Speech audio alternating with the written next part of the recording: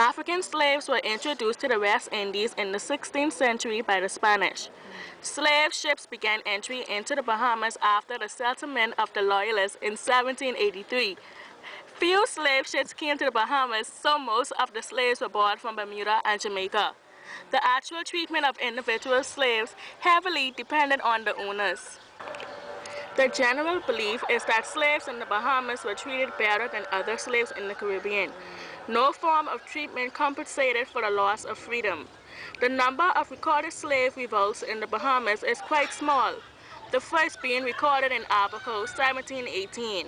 The reasons are having to be moved from one island to another, shortage of food and clothing, frustration with bondage, and sympathy for other slaves being punished.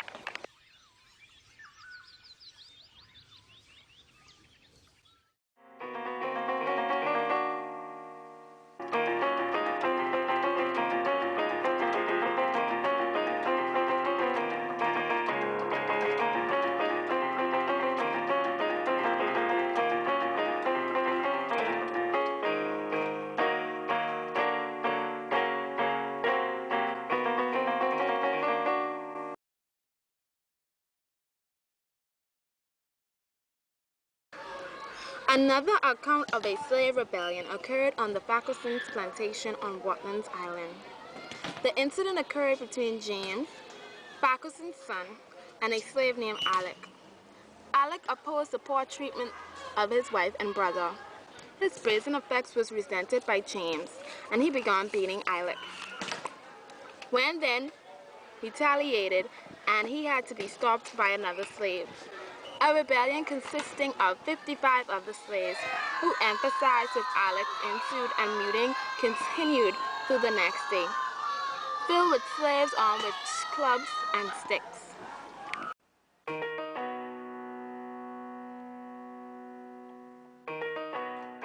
On Joseph Hunter's plantation in Get Island, a slave named Dick attacked his master by firing a gun at him.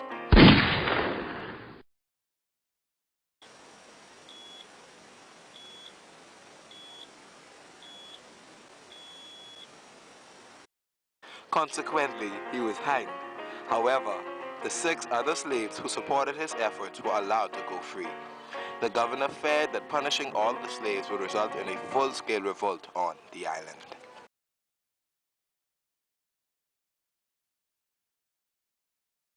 The first of the 3 revolts in 1829, 1833, and 1834 was led by slaves called Pompey.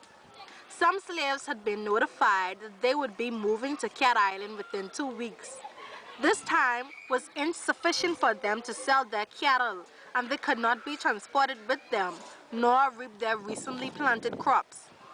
Many of whom simply refused.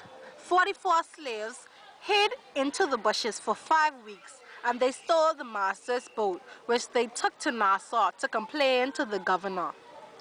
Prior to achieving this goal, the slaves were arrested, placed on trial, and convicted of deserting their plantations. The second revolt occurred after a number of the slaves acquired firearms and refused to work. This revolt too was unsuccessful, as the arms were confiscated and the slaves were forced to return to work. During 1834, troops had to be sent to plantations on 3 separate occasions to control the slaves.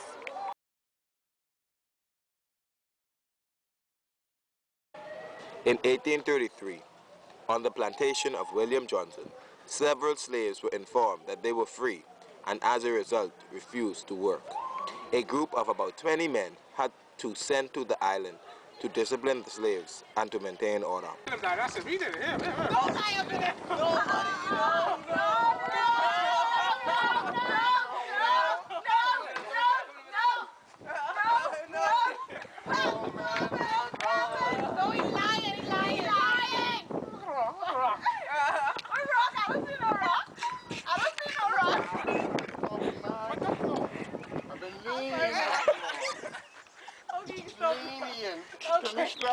It was found that the actual basis of the revolt was that the slave had not been supplied with food and clothing.